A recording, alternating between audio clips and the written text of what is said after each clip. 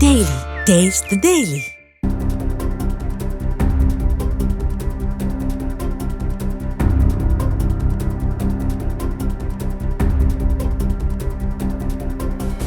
கைம்பெண்ணை குறிவைத்து பாலியல் தொந்தரவளித்து அவரிடம் உள்ள பணத்தை மிரட்டி ஆட்டையை போட்டது மட்டுமல்லாமல் வீச்செறிவாளை கையில் வைத்துக் கொண்டு கேக் வெட்டி பிறந்த நாளை கொண்டாடும் காமுகன் தான் இவன். தூத்துக்குடி மாவட்டத்தைச் சேர்ந்த 36 வயதான கைம்பெண்ணின் கணவர் கடந்த 3 ஆண்டுகளுக்கு முன்பு உடல் நலக்குறைவால் உயிரிழந்தார். இவர் தனது 8 வயது மகள் மற்றும் பெற்றோருடன் வசித்து வரும் நிலையில் வீட்டருகே ஜெராக்ஸ் கடை ஒன்றை வைத்து வாழ்வாதாரத்தை ஈட்டி வந்துள்ளார்.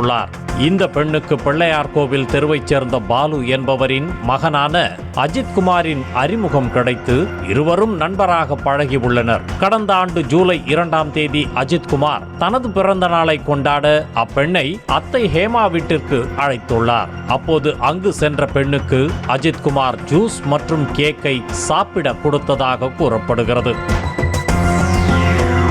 இரண்டையும் சாப்பிட்ட விதவை பெண்ணுக்கு லேசான மயக்கம் ஏற்பட்டதாக தெரிகிறது. சிறிது நேரத்தில் மயக்கம் தெளிந்த அந்த பெண் தனது மேலாடை மற்றும் உள்ளாடை அவிழ்ந்து கிடப்பதை கண்டு அதிர்ச்சி அடைந்தார். இதுகுறித்து அஜித்குமாரிடம் கேள்வி கேட்டபோது, ஆமாடி, நான் தான் தப்பு பண்ணேன், உன்னால என்ன செய்ய முடியும் என திமிராக பேசியதாக சொல்லப்படுகிறது.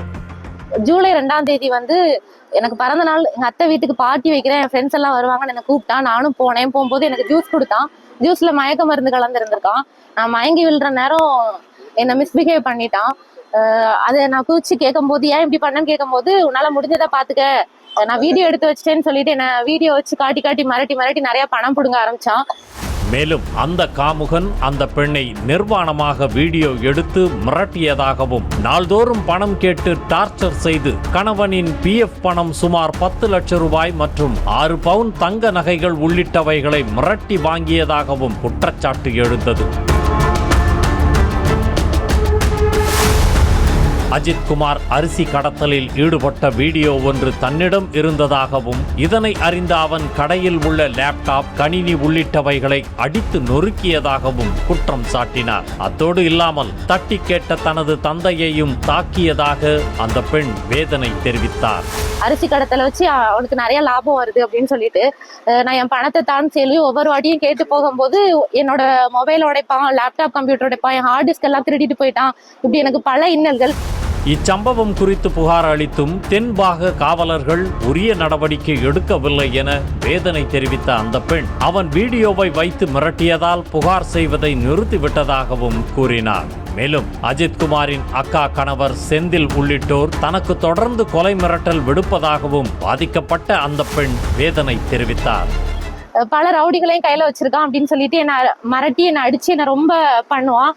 நெத்தியில 3 தையல், என்ன செஞ்சாலும் என்ன பண்ணாலும் நான் வீடியோ காட்டி மிரட்டி உன்னை சமூக வலைத்தளங்களை வெளியிட்டுருவேன். நம்ம தொடர்ந்து மிரட்டிக்கிட்டே வந்ததுனால நான் எந்த கம்ப்ளைண்ட்டுமே கொடுக்காம இருந்தேன்.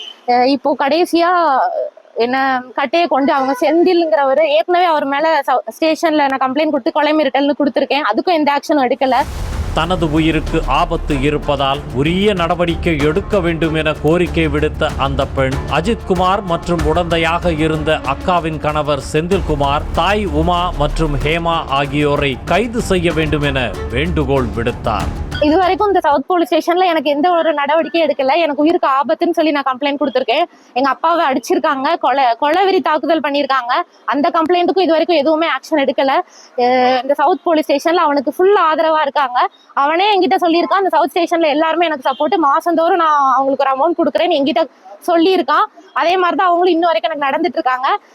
பொள்ளாச்சி வழக்குல நீதி கிடைச்ச மாதிரி என்ன மாதிரி ஒரு சாதாரண பொண்ணுக்கு நீதி வேணும். Taste the Daily.